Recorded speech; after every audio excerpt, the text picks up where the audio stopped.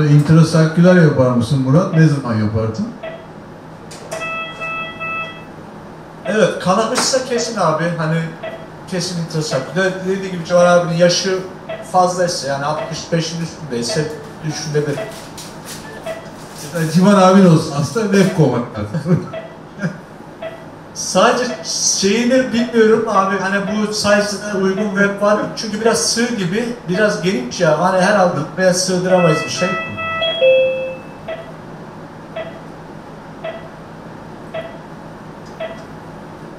Artist olur mu abi, bilmiyorum, siz kullandınız. Artist olur. Artistin değişik, artisti öğreniyoruz şu anda. Web'e göre çok farklı şeyi. Kullanım tarzı. Değişik. Yani burada web'i daha huzurlu kullanırız. Bir tane 5'e 2 falan alıp. Biraz geniş gibi 5'ten, ama hani kabul ölçümü. Şimdi 6'ya 2 falan da var Murat, biliyorsun. Mesela yaptılar 2 line'ını. 7'ye 2 bile var bildiğim kadarıyla. 7-2 varsa evet abi, o güzel olurmuş yani.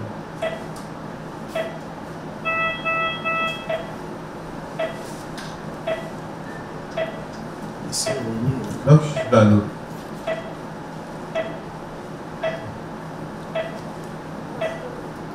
Sonrası not seç. Neden alttan başladılar?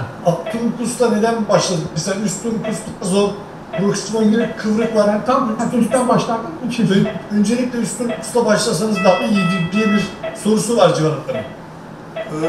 Abi biz 3D'leri dış merkezden gelmişti 3D'leri incelediğimizde biraz sanki alt Turkus bize daha zor gibi geldi. Bir de stent stratlarının içerisinden geçerken sanki üst Turkus'ta daha rahat olabiliriz diye düşündük. Inferior biraz daha keskin açılı olduğu için orayı denemek istedik işin açıkçası. Peki, burada fikir tam tersi oldu. Çünkü üst Turkus'un çıkışında hemen proksimal gibi bir 90 derece dönüş var. Oraya gidince tel manipülasyonu yapmak natif bir damarda de novo haldeyken belki daha kolay, stentin içindeyken o kadar kolay manipülasyon yapılamayabilir. Yani ben Civan Hoca'nın sorusunu şöyle anlıyorum. Yani her seferinde iki Turkus'a da en baştan bir girmeyi deneyip daha zor olan hangisi ise ona stenti öncelikle koymak gibi. Siz alt tarafın az zor olduğunu düşündünüz. Evet abi, iş öyle düşündük. Umarım Civan Hoca haklı çıkmaz yani.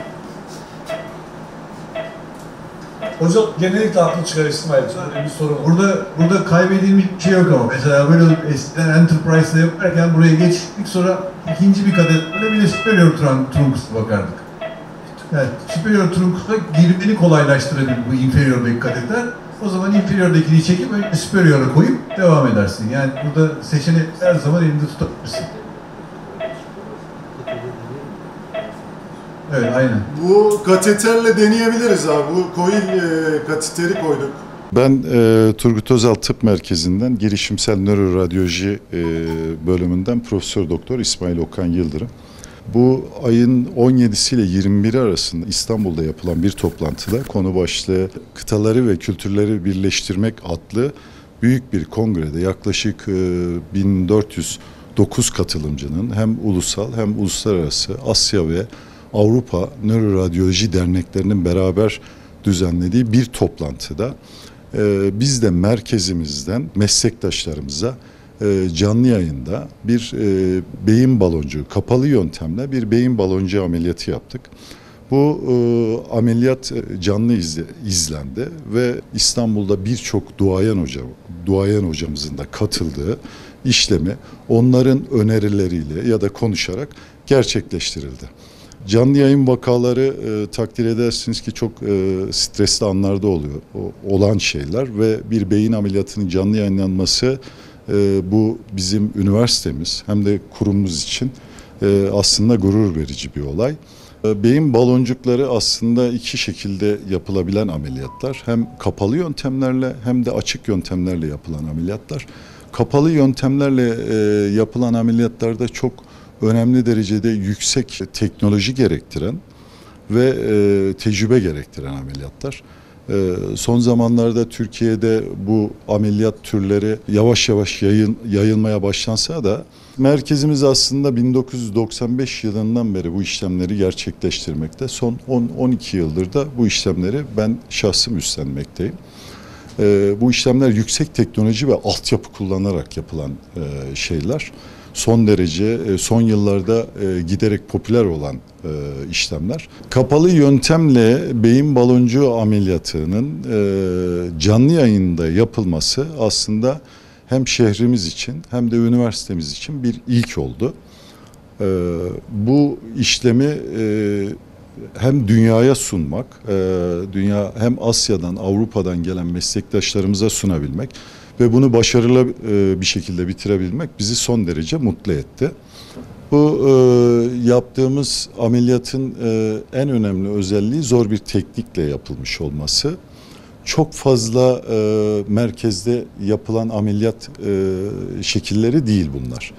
Aynı zamanda böyle bir zor bir ameliyatı canlı yayında bu işin duayenleriyle beraber ve Asya ve Avrupa'dan katılım gösteren 1409 katılımcını sunarak yapmak bizim için de hem aynı zamanda stresliydi ve aynı zamanda başarılı olduğumuz için de mutlu olduğumuz bir durumdu. Hastamız şu an gayet iyi.